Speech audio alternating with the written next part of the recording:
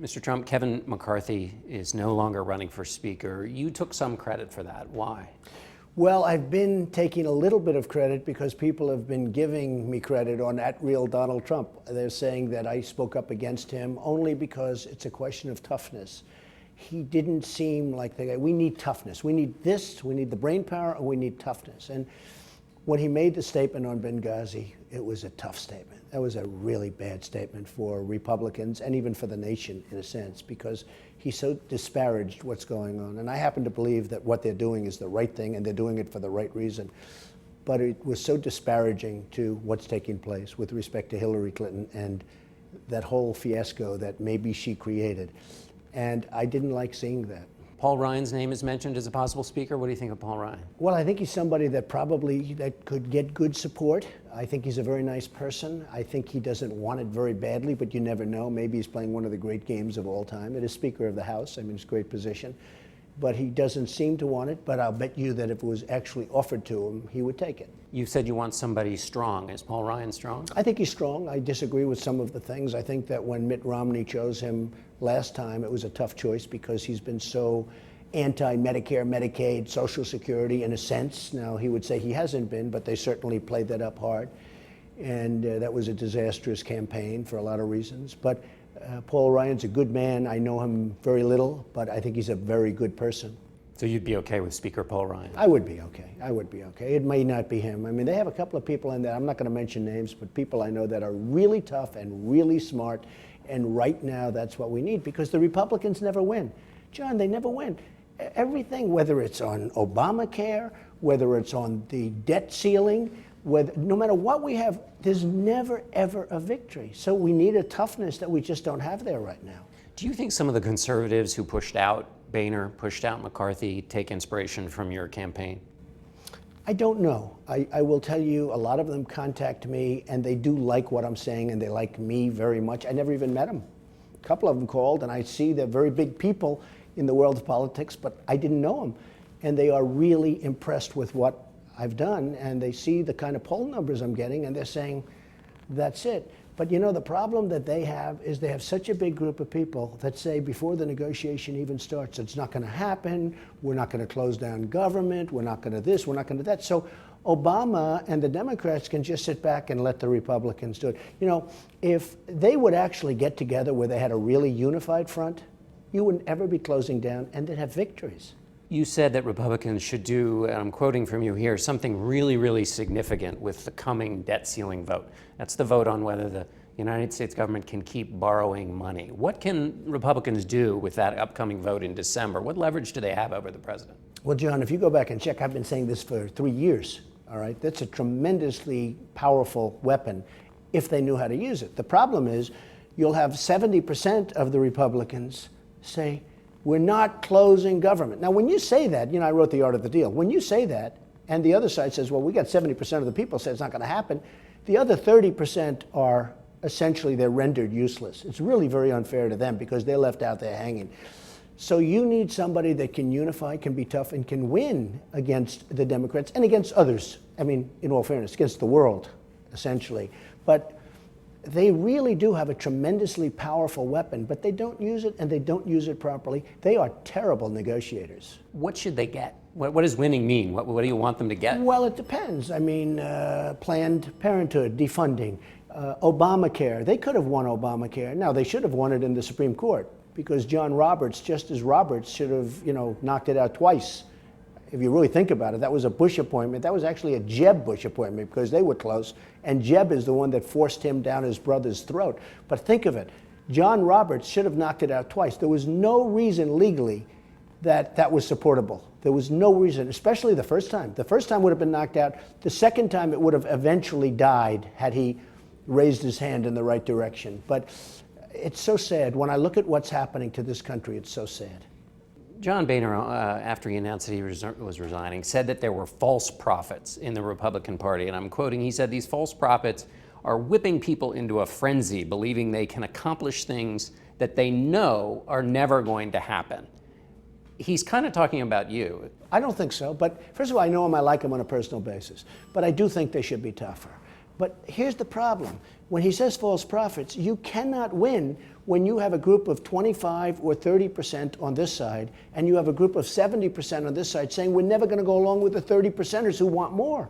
That's what's happening. And every time I watch it, I say it's so sad, because if they were really unified, and if they took that 30% stance, assuming they wanted to really make changes and do it right, and cut the budget, cut the deficit, do things that they should be doing, if they took that group, and if everybody was unified, Obama would fold. But there's no reason for him to ever fold, because he knows that a big proportion, a vast majority of the Republicans are on his side. The administration has pulled the plug on its plan to train and equip Syrian rebels. What would you do in that case? Well, they did the right thing. We don't know who these rebels are. And I was out there early. I was on your last show, the last time I did it. I said, look, it's wonderful to support rebels, but every time we support rebels, do you think we're better off without Gaddafi? Look what you talk about Benghazi. The rebels are the ones that did these horrible things to our ambassador and the people. And he was going down the street with the flag and the whole thing, and then they turned on him like viciously. And by the way, viciously, that was a vicious death that you haven't reported and people haven't reported, but he died a horrible death. But so we're always fighting for the rebels. We have no idea. A very respected general, whose name I won't mention yet, and I will if he lets me, but I'd love to actually. But I was talking to him about it the other day. He said, we don't even know who these people are.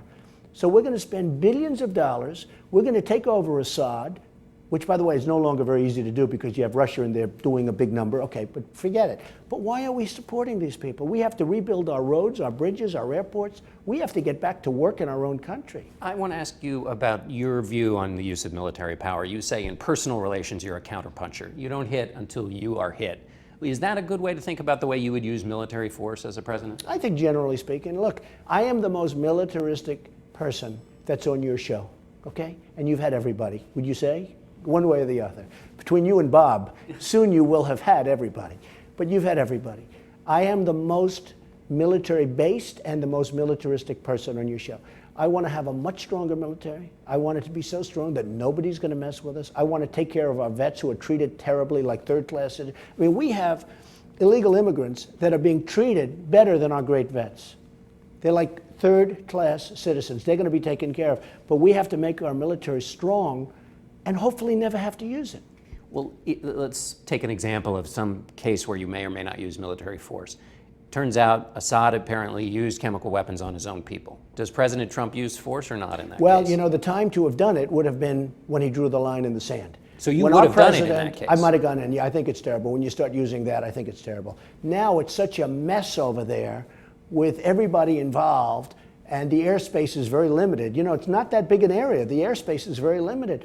So now you have, what are we going to start, World War III over Syria? And my attitude is very simple. We shouldn't have been in Iraq. Absolutely shouldn't have been. And I said it in 2004, 2003, headlines, Trump says don't go.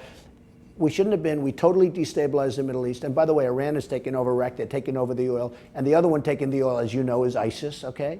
I also said once we're in, keep the oil. And everyone thought that was such a terrible statement. That was such a nasty, we should have kept the oil. So now ISIS has the oil. And Iran is going to have it because ultimately, I mean, Iran and Iraq now are good buddies. Had we not done anything, and this was Bush's fault, had we not done anything, they'd still be like this. They'd still be, you know, countering each other. I mean, look, we've totally destabilized the Middle East. It's a mess. And when Russia gets in there, they're going to go also against ISIS, and now they're starting to. But they don't want, and the reason I say that is from their own standpoint. They don't want ISIS going into Russia.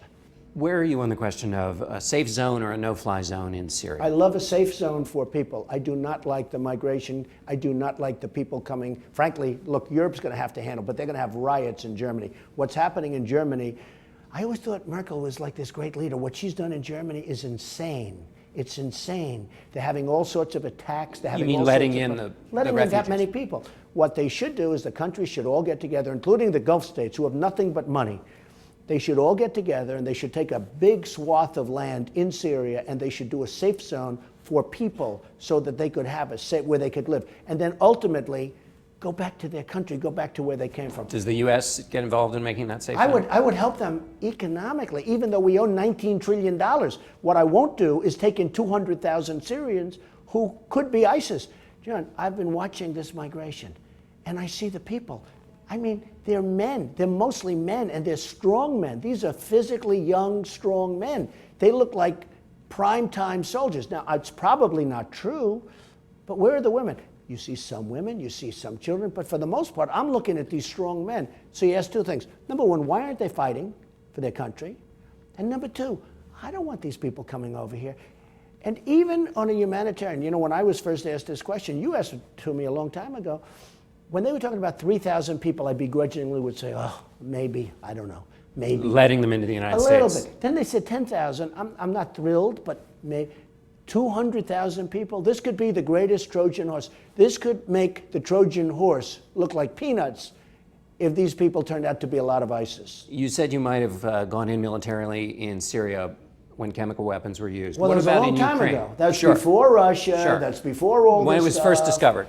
Right. We don't know who the rebels are. However, when he's using gases and all sorts of things that are really, you know, outlawed, I mean, you know, it's tough when you say you have war and you're outlawing because, you know, ultimately what people are trying to do, and they're not looking at, oh, gee, we're not supposed to do this, we're not supposed to do that, you know, these politically correct wars. The fact is he's using things that are horrible and destroying people and destroying life. But supposing I told you the rebels might be worse. They might be worse. The rebels that we're fighting for might be worse. Quickly, Putin goes into Ukraine. What does President Trump do? Military Well, I'll use tell or you not? what I do. I'll tell you how I feel about Ukraine. I think Ukraine's a wonderful place. I think that it's, I've been there and I think it's great. But Germany and all these countries should be doing something. Why is it always us? What do we have to do with Ukraine? It's wonderful. We have NATO, we're going to work with them, we're going to, but why isn't Germany? They're massively wealthy. They're sending us a Mercedes-Benz a second, okay? Why isn't Germany, this great economic behemoth, why aren't they saying, why is it always the United States that has to go and be the policeman of the world? Again, John, we're now up to 19 trillion in debt. We don't know what we're doing. We're getting clobbered by everybody. We don't have victories anymore. You know what? I'm all for helping the Ukrainians, but we shouldn't be the lead. The European countries should be the lead. Peggy Noonan writes that you and Vladimir Putin are showing strength. Do you have similarities with Vladimir Putin? Well, I like her, I can tell you that. I think Peggy Noonan is fantastic, and she's been writing some nice things. Every once in a while she'll hit me, but that's okay. But I think she's fantastic. No, I think the biggest thing we have is that we were on 60 Minutes together and we had fantastic ratings, one of your best rated shows in a long time, so that was good, right? So we were stablemates. I think that we are very different. I think that I would, at the same time, get along very well with him. He does not like Obama at all. He doesn't respect Obama at all. And I'm sure that Obama doesn't like him very much. But I think that I would probably get along with him very well, and I don't think you'd be having the kind of problems that you're having right now. And as far as him attacking ISIS, I'm all for it. If he wants to be bombing the hell out of ISIS, which he's starting to do, if he wants to be bombing ISIS, let him bomb him, John. Let him bomb him. I think we'd probably work together much more so than right now. You know, we've done one thing with Putin that's horrible. From the time I'm a little boy, I've always heard, don't let Russia ever get together with China. Don't let it happen. We've forced, because of the oil, we have forced Russia back to China, and now we have this alliance. And now we have Iran, too, on top of it. So now we have China, Iran, right? And we have Russia. It's a disaster. Worst foreign policy in our history probably is what's happening over the last 5 or 6 years. You have a concealed weapons permit. Yes. When did you get it? Years ago. Why? Because I like to have myself protected. Do you carry on a... Sometimes. Would you advise, in the context of current gun violence, would you advise people to get that? Well, I'm a big Second Amendment person. Big, as you probably know. In fact, I'm coming out with a book in another 3 or 4 weeks called Crippled America. Tough words. Crippled America. I talk a lot about the Second Amendment in the book. Had they had, as an example, for the horrible thing that just took place, okay, horrible, in Oregon, had somebody in that room had a gun, the result would have been better. So should people get armed the way you are? That's up to them, but I will tell you, I feel much better being armed. What about teachers?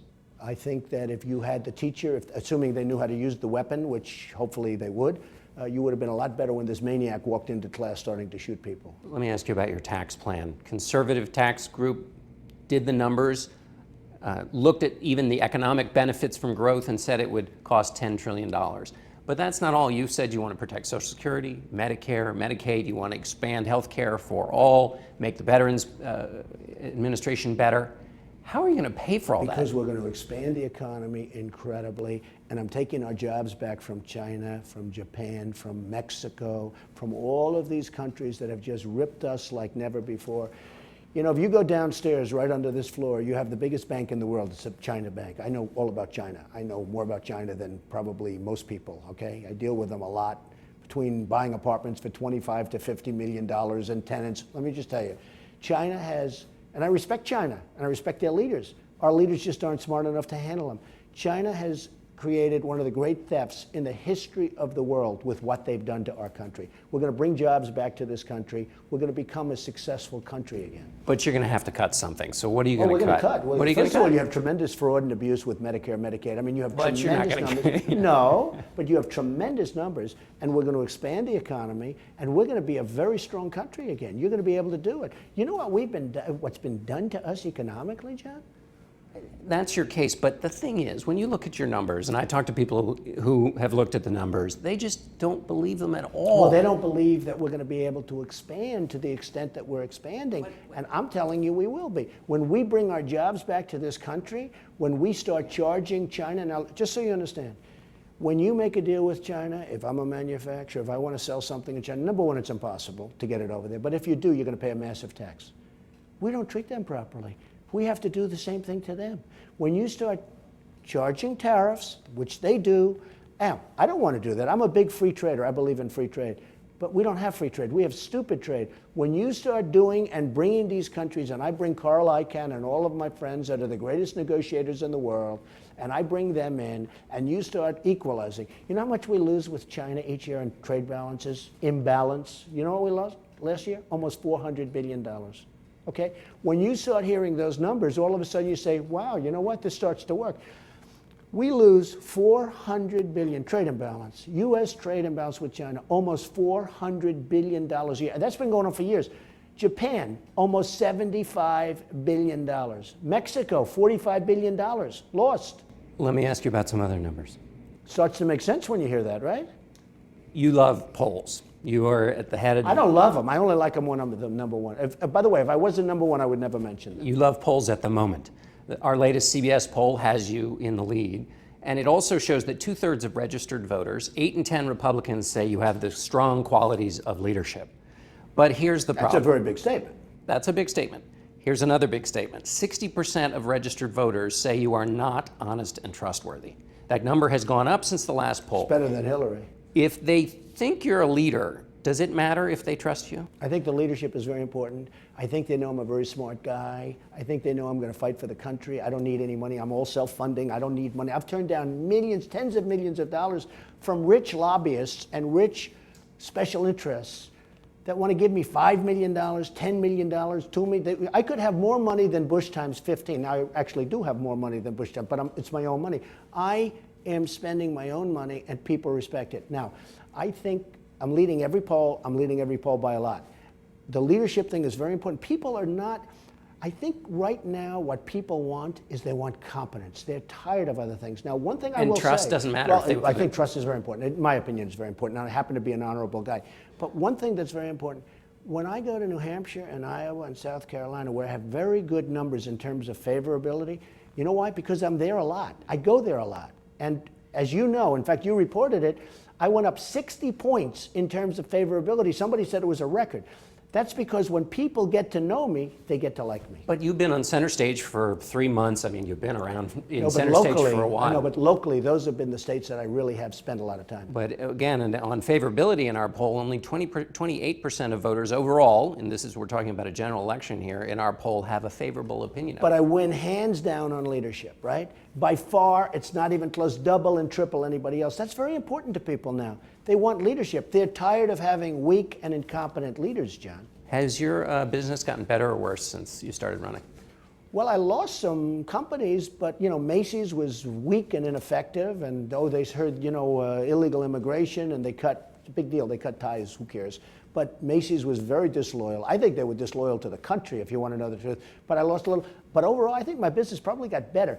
There, at the same time, I have things where it's open to the public, and like, for instance, downstairs in the lobby, the place is packed. We've never had crowds like we have right now, so it's probably a neutral. What will you do with the empire if you're made president? Will you cut all ties? Or? Well, what I do, I would cut all ties. Look, this is all beautiful. I built a great business. I have a tremendous, you saw it, over $600 million yearly cash flow and stuff. Look, I would cut. I wouldn't care about it. My kids will run it. I wouldn't want to expand very much. It wouldn't matter to me. I have a chance at making America great again. That's the whole focus. So my children would run my business, and my executives. I have great executives, and they'd do it well. They'd run it well. And I'm phasing out as we go along. You know, it's, when I do these interviews, all of a sudden, they take a lot of time. But I have wonderful children that are in the business, and I have wonderful executives that run it. I would not even think about this business. It would be so insignificant to me compared to making our country great again. You went from being a fellow who was not a fan of shaking hands to someone who yesterday, a woman came on stage and said Hispanics for Trump, and you basically gave her a back massage. That's a long, you really jumped into the politics She's become thing. a very famous woman. She is a great woman. And it was all about People magazine. I said, yeah, I was on the cover of People magazine. She held it up. I said, oh, give it to her. And she came up stage. And it became I mean, she was all over the world. I mean, she could charge a lot right now for fees, for appearance fees. But she was a terrific woman with and she was Hispanic. And she said, the Hispanics love Trump. We love Trump. And in that room yesterday, which you know was packed, because your people were there, was packed, and there were thousands of people outside that couldn't get in, there were many Hispanics.